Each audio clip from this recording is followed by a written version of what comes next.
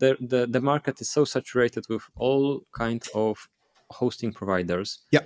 It's hard to decide. The like the offering is also like there's a table with a pricing tier, this, and this number of space, bandwidth, stuff like this. Like It's an interesting thing because it goes back to the thread of this conversation, and that is you need to look at the root.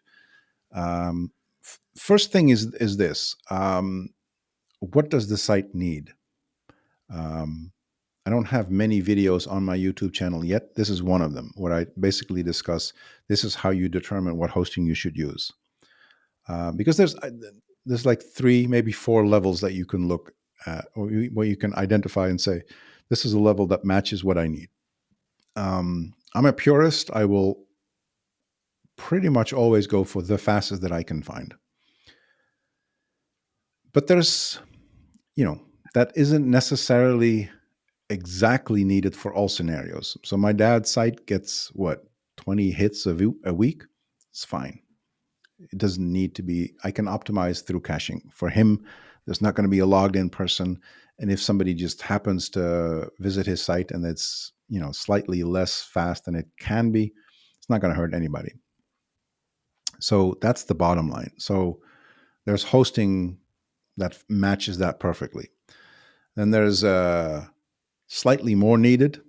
Let's call it the let's say there are 4 layers. Then there's the layer where there's a little bit more going on with the site and it needs to be somewhat fast and all that. So there's a different layer of hosting companies that serve that layer. Then there's what we begin to start calling the premium hosting companies. And let's say that the monthly rate is about $30-35 a month. That's where good hosting starts. And then there's the ultimate hosting. And that roughly starts at around $100 a month. So I'm hosting at the ladder. I have some sites in the mid tier, and I have some sites in the second tier. I have no sites at the base level because you get what you paid for it. Simple as that. The way to determine whether a hosting company is the good fit for you, in my mind, should be performance first. Now, in certain cases, if your knowledge is not up to par, what happens on a server, the things you need to debug and all that, then you might be extremely reliant on support. So if the hosting company has excellent support, but kind of okay hosting, it's going to be perceived as one hell of a host. It's going to be a really good host because their support is absolutely fabulous. I don't care for support to be super fast or have an answer within 3 minutes because my questions are never going to be answered in 3 minutes. So I have a very different need for and determination of what is a good host. So the way I measure is where does this site need to go? Now, my preference is in the highest level because it'll just solve my problem on so many other levels as well. But the thing to do is to test bare metal.